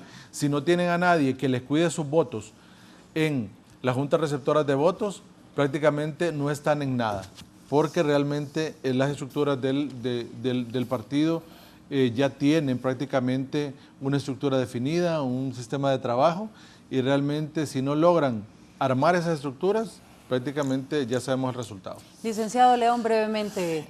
El populismo electoral es así, Andrea. El pueblo hondureño salió masivamente a las calles pidiendo la CICI, y vinieron los políticos y dijeron, les vamos a dar la CICI, voten por mí. Bandera. Bueno, el pueblo hondureño ha venido soñando con un Bukele en Honduras, entonces ahora se va a ofrecer el Bukele de Honduras. Es populismo electoral. Digamos, yo siempre he criticado el tratar de importar modelos de otros países porque nosotros somos social, económica, política y culturalmente diferentes en todo a los demás países de Latinoamérica. Entonces yo creería que más allá de un plan Bukele que pueda ofrecer cualquier candidato es cuál es su plan, el mío. O sea, yo tengo la capacidad de hacer esto, proponer esto y ejecutar esto. Pero si yo quiero hacer lo que otro hizo, yo solo ser una réplica, las réplicas no son buenas, son de mala calidad. Entonces yo creo que deberíamos aspirar a que nuestros candidatos intenten, vaya, si no pueden, intenten, piensen un poco y digan yo puedo atender a mi país de esta manera. Pero es parte del marketing político, creo que eso le va a generar empatía a todos esos jóvenes que sueñan con un Bukele y al final ese es el mercado de Salvador, ¿no? La juventud, sí. Entonces me imagino que ahí es donde está apostando. Licenciado Orellana, su posición de acuerdo al plan Bukele para Honduras. Pues yo creo que realmente en Honduras no es fácil construir ese imaginario por varios factores, pero fundamentalmente la gente cuando lo asocia a personalidades que realmente han fracasado en términos de su aspiración política y han visto esas actitudes que van de un lado a otro, no se muestra de alguna manera consistencia política. Y yo creo que, bueno, por otro lado, parece que va a estar reñido esa imagen, ese sello, ¿verdad? Esa marca, porque también en el caso de Jorge Calic pretende ser el Bukele. Entonces, el outsider, y incluso, ¿verdad?, lo están haciendo ahora que pretenden tener la oportunidad entre el Partido Liberal. Por eso me parece a mí que hace falta analizar muchas más cosas, el por qué de alguna manera pretender resurgir la idea de levantar, ¿verdad?, ya sea dentro de las propias estructuras del Partido Liberal, que surge aparentemente la idea, o de otras fuerzas externas que empujan. Yo decía y utilizaba el término, ¿verdad?, de alguna manera, ¿quién empujó a Jorge Calic para que se saliera? ¿En qué momento? Porque también es esa... Armando, ningún diputado, alcalde, exministro, ministro o que haya tenido un cargo público es un outsider. Bueno, exacto. Sí, porque debería ser alguien que no ha ostentado un cargo público, que es nuevo completamente, que no ha sido político, un empresario, qué sé yo. Pero recordemos que es lo que está jugando ahora en la mercadotecnia política, que la tenemos en otras esferas, en las redes sociales, en el mercado, ¿verdad?, en lo cotidiano. Te venden un producto, lo empaquetan, lo ponen bonito y aparenta esto, ¿ok? Cuando tú abres eso, te das cuenta y te decepcionas o te desilusionas. Pero eso es lo que tenemos, ¿verdad? Una economía política de vitrina, donde aparecen, ¿verdad?, construcciones, y más antes las hemos visto, donde se construyen figurines, ¿verdad?, que aparentan ser lo exitoso, lo excelente, con capacidades para esto, para lo otro, pero la exigencia para ese ciudadano es que pueda hacer una lectura más allá de la imagen de ese entorno. Entonces, ¿hasta qué punto, verdad, estos candidatos o estos perfiles te están haciendo una propuesta de algo diferente, de algo novedoso, algo que pueden hacerlo con los propios recursos internos, con la movilización de recursos humanos, que esté dispuesto? Sí, yo estoy dispuesto a cambiar este país, te voy a acompañar porque yo te admiro, porque vos sos extraordinario, vos sos un referente, una luminaria que va a iluminar. No, eso definitivamente es difícil que lo tengas. No hay forasteros en la política, claro, ahora. No hay ninguno. Y los que están, ya están desde hace varios procesos electorales en actividad. Por lo tanto, ya no es ningún forastero el que llega. Novedad. No son novedad. Outsider no hay. O sea, no hay. Y el punto aquí también es que en el caso de Salvador, frente a esta imagen de acercarse a los alcaldes, recordemos que ahí hay datos. Si bien es cierto, tiene una buena cantidad de número de alcaldías, se está acercando a alcaldías que tienen un factor significativo, ¿verdad? De las 10, que entiendo, 10 primeras ciudades. Que eso es lo que tiene que hacer. Claro, o sea, él está haciendo lo que la tiene que hacer. lógica es correcta. Él está haciendo lo que tiene que hacer. La lógica es correcta y parece que lo está haciendo bien porque ya tiene a Quintín. Y se va cerca del Salvador. Entonces, ¿verdad?, va a vender esta idea, pero ¿hasta qué punto realmente este Quintín en su propio entorno ha logrado tener ese referente de éxito para estas próximas elecciones? Entonces son cuestiones discutibles, ¿verdad? Y cuando vemos ese alcalde de Comayagua, que tiene más años, más tiempo de estar en las alcaldías, ¿verdad? Sí, no. Y lo duda. Pienso, espere un poco, ¿verdad? De alguna manera, porque en estos procesos hay que realismo político, León y abogado, ¿verdad? El cálculo de realmente hacia dónde voy. Este proyecto de recuperación del Partido Liberal con estos personajes, ¿me va a hacer explosionar el partido o me lo va a fortalecer? Porque recuerden, y aquí insisto en algo, las elecciones internas tienen un propósito, demostrar de alguna manera que tienes una base sólida.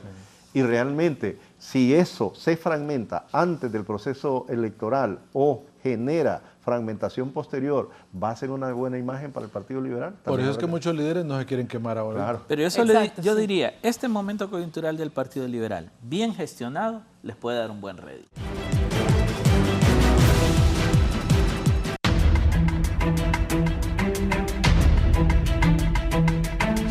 Continuamos con más del Foro La Entrevista esta mañana, hablando de ese panorama del tripartidismo y lo que ellos consideran sus mejores caras para este proceso electoral. El Partido Nacional tiene 6 precandidatos, de los cuales se encuentra el exalcalde capitalino Nasri Asfura, la ex primera dama de la Nación Ana García de Hernández, el diputado Jorge Zelaya y los empresarios Mario Facusé y Carlos Urbizo, y además se menciona que podría ahí colarse Rodolfo Zelaya, quien podría ser también precandidato del Partido Nacional. 6 precandidatos, y comienzo con el licenciado Orellana con su panorama, quizá brevemente una descripción de cómo ve ese panorama político. Bueno, en perspectiva yo creo que es el partido realmente que mantuvo el poder en los últimos casi, 14 años y medio, porque realmente ese periodo, pienso a mí me parece desde julio, el mes de julio, ¿verdad?, del 2009 hasta finales del año, cuando se produce el proceso electoral, de alguna manera ya tenía fuerte incidencia, ¿verdad? Aunque era Micheletti el que estaba aparentemente enfrente, ya se estaban preparando esas condiciones. El Partido Nacional a mí me parece que dio un proceso de transición política, ¿verdad?, después de ese periodo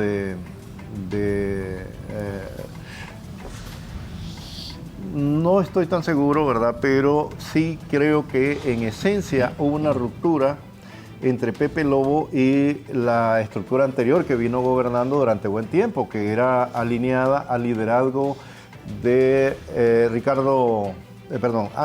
antes de Ricardo Maduro, pero en esencia es Calleja, ¿verdad?, el que ha formado esos liderazgos. Vemos cómo comienzan a surgir entonces ya con el gobierno de Juan Orlando nuevos, entre comillas, liderazgos. Algunos, hay que decirlo, son, entre comillas, nuevos líderes, ¿verdad? Incluso la figura que tenemos ahí de Narri Adfura, ¿verdad?, estaba fuera de juego. Los políticos tradicionales dentro del Partido Nacional eran otros. Ahí vemos a un Urbizo Panti que sí estuvo presente durante ese tiempo, y otros, ¿verdad?, como Rodolfo Zelaya. Pero Juan Orlando tuvo esa habilidad de incorporar otras caras. Ahora, esas caras, ¿qué eran? De alguna manera, ¿qué intereses representaban? La crisis se viene después de que ha conformado ese núcleo de poder, ha hecho a un lado a esos líderes anteriores y ha conformado un nuevo equipo, ¿verdad? Incluso con la incorporación de Narri Adfura, que si ustedes recuerdan era también parte del equipo de Ricardo Álvarez, ¿verdad?, los cuales también se hicieron a un lado.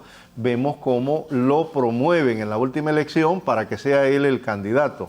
Pero no es un líder realmente carismático, como se ha vendido también la idea, ¿verdad? Aquí, Francisco Morazán, la alcaldía, porque construía obras y todo lo demás, pero no es un hombre que arrastre masas, ¿verdad? ¿Cuál es la jugada que ocurre después de la detención, ¿verdad?, y el encarcelamiento ahora, ¿verdad?, ya con el dictamen de la Corte de Nueva York? Es victimizar y aparecer en esa imagen, ¿verdad?, la exesposa, la cual recuperaría esa estructura que es la que está más reciente, ¿verdad?, porque la de Calleja pienso que fue desplazada, y surgen estos nuevos liderazgos. ¿Cuál es la crítica que se ha planteado dentro de ese equipo, de ese agrupamiento político? Es que supuestamente los acuerdos para nombrar una Corte Suprema de Justicia y una Fiscalía se estuvieron del lado de una negociación en la cual se responsabiliza a Narri Adfura, lo cual dentro de la propia organización lo debilita, ¿verdad? La posibilidad aparece en realmente la fortaleza de esas estructuras que tuvo Juan Orlando y que supuestamente se las hereda a Ana. Las posibilidades de Jorge Zelaya, muy pocas, muy limitadas realmente, ¿verdad? En el caso de Mario, recientemente se está incorporando, Urbizo ya incursionó, como dije antes, en la política, ¿verdad? Y Rodolfo Zelaya, para mí que tiene posibilidades muy limitadas. Entonces el antagonismo ahí se va a dar entre Narri Adfura y Ana García, ¿verdad? Aquí el tema es realmente esa estructura que se va a presentar a las internas, tendrá la fortaleza que supuestamente tuvo en procesos anteriores, cuando ya los recursos, cuando las denuncias y esa imagen está deteriorada, cuando el propio militante del Partido Nacional ha sido de carácter clientelar. ¿Qué significa? El recurso económico. No están sustentados en valores ideológicos, que es una deriva que vamos a manejar con el último partido político, que me parece interesante. ¿Hasta qué punto un núcleo radical ideológico, ¿verdad?, de cachureco está dispuesto a movilizarse, y ese número es significativo? Eso es lo que vamos a ver en marzo, ¿verdad?, en esas elecciones internas. Licenciado León, su postura brevemente. Menudo problema nacionalista. O sea, los nacionalistas tienen un reto monumental en reestructurar un partido hacer un relevo generacional y, digámoslo coloquialmente, una barrida. Descontaminar. O sea, hay que poner un montón de vacunas ahí. No lo van a hacer. Y fuera de eso, 6 precandidatos presidenciales. Yo veo un partido nacional que va a tener que lidiar con la atomización del voto que puedan rescatar. Digamos, yo sí creo, y en esto debo ser franco, el Partido Nacional no es un partido débil. No es, o sea, 1.300.000 votos, de los cuales habrán perdido 300.000 votos, 400.000 que eran empleados públicos y que se adhirieron a Libre para mantener su empleo a nivel municipal y central. Sus 900.000 millones de votos tienen seguros los nacionalistas. Y ese millón de votos, 900.000 votos distribuidos entre 6 candidatos, me parece el acabose para un partido que necesita urgentemente mostrar otra imagen. Entonces yo diría, Ana, García y Narria Fura debería hacer Ahí va a estar los caminos, pero digamos la primera, Andrea, a mí me parece que entra en el momento más equivocado posible. Acaban de sentenciar a su esposo, no es posible desvincularla a ella de él. Y, digamos, debió hacerse un proceso primero de separación de actores. ¿Podría ser una oportunidad de ingresar a la política para quizá tratar de blindarse de algún proceso, etcétera, lo que pudiera salpicarla a ella? Miren, no hay inmunidad hasta que se es presidente. Entonces, digamos, a Juan Orlando, hasta que entregó la presidencia, los norteamericanos se lo llevaron. El problema ahí es que el grupo de Narria Fura arrebató las llaves del partido a otro grupo. Se lo quitaron a David. Y ese grupo es quien ha lanzado a la ex primera dama. Entonces, Luis, Armando, Andrea, aquí nos hacemos la pregunta, solo hay 2 caminos. Narria Fura o Ana García en el Partido Nacional. Los demás, con mucho respeto, yo no voy a emitir criterios sobre ellos, pero creo que no, ya es muy tardío y las estructuras del partido tampoco están con ellos. Entonces, es muy complicado. No hay que ver de menos a Ana García por el hecho del impacto de la sentencia del expresidente Hernández. Recordemos que la mayor parte de las estructuras del Partido Nacional son Juan Orlandistas en todo el país. Y el ejemplo de Keiko Fujimori también, ¿verdad? Después de que apresaron al padre, papá, puede utilizar esa deriva. Es que mire, el nacionalista es muy disciplinado. El nacionalista es disciplinado y jamás va a cambiar su voto. Eso es con lo que no pueden lidiar los otros partidos. Y han sido históricamente estructuras muy sólidas. Y son sólidas, son estructuras que no son trabajadas de ayer, sino desde hace mucho tiempo atrás. Son disciplinados y además tienen un muy buen trabajo partidario en temas de capacitación política, en temas de fortalecer liderazgos locales dentro del Partido Nacional, lo tienen muy claro y muy fuerte.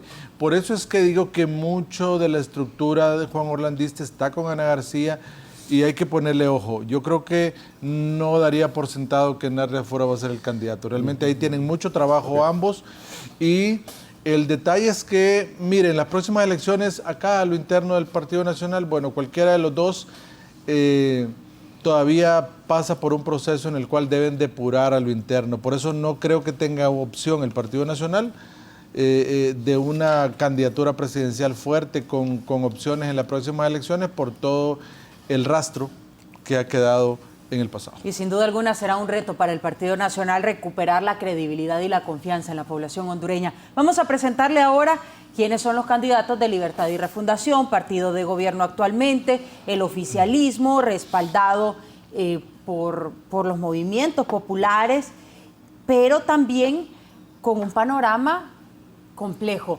Tenemos a Rixi Moncada y Russell Tomé, es el partido político que tiene menor cantidad de candidatos y por eso pues lo dejamos hasta el final porque nos va a requerir Muy seguramente. Bien. Yo creo que sin lugar a dudas, no me gusta este término, pero aquí, ¿verdad? La tendencia es Rixi Moncada. No, ya está decidido. Eso ya está decidido. Los 3 coinciden. Creo que está claro. Se ha quedado Russell también para sostener un poquito la legitimidad. No demeritamos que él tuvo su tiempo, ¿verdad? Russell tuvo una actividad, una dinámica en el 2013, ya disminuido un poco en el 2017.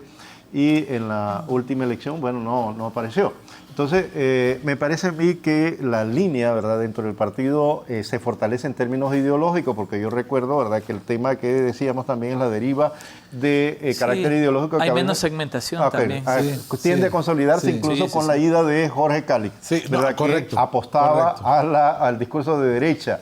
El mismo Russell Tomé, que aunque viene del fútbol, ¿verdad?, ha asumido simbólicamente y de alguna manera discursivamente un discurso más a la izquierda. Lo que vemos en el caso de Rizzi es la posibilidad, en todo caso, de profundizar y radicalizar de alguna manera los procesos de cambio que están en la plataforma programática del Partido Libertad y Refundación, y vemos cómo ella también, ¿verdad?, se consolida con este encuentro del Foro de Sao Paulo, ese vínculo con los movimientos alternativos de izquierda. Entonces, hay expectativas. Me parece que podría, bajo el escenario que tenemos en la actualidad, tiene la posibilidad de victoria electoral el Partido Libertad y Refundación, ¿verdad?, con caso de Rizzi, ¿verdad?, a menos que se le generara ese problema, viéndolo como partido separado, ¿verdad?, la idea de un frente de derecha que pudiera generar de alguna manera expectativas, pero lo veo bastante difícil. Y Russell se va a mantener ahí. Sí. Russell se va a mantener ahí porque es necesario para demostrar la fuerza. Que hay y hay democracia. Ahora, ¿consideran que toda la oposición unida, el Partido Nacional, el Partido Liberal y todos los partidos pequeños podrían hacer frente a Rizzi Moncada en esa precandidatura presidencial? Si todos se unieran, sí. Claro que sí. Es que, digamos, entiendo que ese es el concepto de la oposición, una gran coalición para sacar a Libre. Entonces, digamos, aquí está la candidata presidencial de Libre y todos deberán encontrar el mecanismo para enfrentar a Rizzi Moncada con la estructura partidaria, institucional y recursos que tiene ahora mismo a su disposición. Y dejar los egos a un lado. Ajá, pero yo creo que va más allá de utilizar estos elementos particulares, ¿verdad?, como oposición. Se trata del discurso, y aquí ustedes mismos estarían contradiciéndose con lo que dijeron. La propuesta, esa va a convencer, va a persuadir a la ciudadanía. Entonces ¿qué tendría que hacer Rizzi Moncada y Libertad y Refundación para convencer a la población hondureña de que van a solucionar los problemas? Certidumbres, las certidumbres. Aquí se trata de que, a mí me parece que lo que resta del año y el próximo año, ¿verdad?, tiene que multiplicarse el partido de gobierno en términos de lograr satisfactores, ¿verdad? No lo va a lograr y hay que ser realista, porque es el tema cuando se critica al político del tema de la demagogia. Ok, ser honesto, esto vamos a poder lograr, esto no lo podemos lograr por las condiciones. Sí, pero Armando, es que ahí es donde está el problema. Ajá. Sacar al Partido Nacional no fue alrededor de propuesta, un plan bicentenario que nadie conoce. Fue sacar a Jo y sacar a los cachurecos corruptos. La estrategia de la oposición hoy va a ser sacar al familión y todo fuera, Libre nunca más. O sea, hay que tener los pies sobre la tierra. Que la propuesta de sacar al partido... El problema es si la frase logras pegarla en los jóvenes. Porque realmente si ves lo que está contraponiendo, yo soy familión, dicen todos, ¿verdad? Entonces, viéndolo desde otra perspectiva... La estrategia del Partido Libre fue sacar a los corruptos más allá de un gran plan de desarrollo de país. De acuerdo, pero la oposición va a querer sacar a Libre más allá de una gran propuesta de país. Yo creo que no está apostando a eso la oposición. ¿Por qué? Porque lo que está apostando en su discurso es este gobierno no ha cumplido, no ha aplicado o no ha traído la CICI. Este gobierno no ha dado empleo. Este gobierno, ¿verdad? Y todos esos elementos. No se trata simplemente de esa consigna que no deja de ser cierto. Claro, pero Libertad y Refundación tiene una fortaleza, si podríamos decirlo, que no va a ir a unas elecciones internas a desgranarse, a desgastarse. Van fortalecidos, seguramente vamos a ver a su candidata presidencial muy fuerte, todos girando alrededor de ella. Los que son Libertad y Refundación puros y estaban con Jorge Cali regresan al nido a apoyar a la candidata oficialista. Y algo que vamos a poder ver después de las elecciones internas con Libertad y Refundación va a salir fuerte, sí. Pero si el gobierno logra desvirtuar o quitar el desencanto que existe en la población referente a promesas incumplidas como CICI, referente al alto costo de la canasta básica, que creo que está golpeando un poquito la economía, el tema de la devaluación, inflación, y muchos temas que están rondando en el ambiente ahora social del país. Si logra sobrellevar eso, no hay duda alguna que Libertad y Refundación puede ganar las elecciones. Ahora, si al contrario no logra sobrellevar eso, y eso es muy bien aprovechado por la oposición para construir el discurso. Recuerde que hay más de 1.200.000 jóvenes que van a votar en esta próxima elección, entre los que votaron el año... Hay 600.000 nuevos. Sí, entre los que votaron en la elección pasada y los 600.000 nuevos que no tienen una directriz político-partidaria, que no votan por partido. Dos matices, solo un matiz. Recordad que la juventud pretendía ganársela porque era en cuestiones de carácter deportiva. ¿Eran hombres los que ven partidos de fútbol, sí o no? Sí, claro, hombre. ¿Qué es lo que tenemos? Mayoría mujer. Sí. Ahora, en estas elecciones, y por eso le apuesta a la derecha a Ana García, ¿verdad? Y en el Partido Liberal ustedes han dicho, va la abogada probablemente, podría ser. ¿Podría entonces ser una disputa entre mujeres, Rixi Moncada versus Susana García? Sería genial. Sería interesante. Pero lo que yo concluiría, Andrea, es, a ver, Libre está claro. Ahí no hay mucho que decir. La oposición como oposición.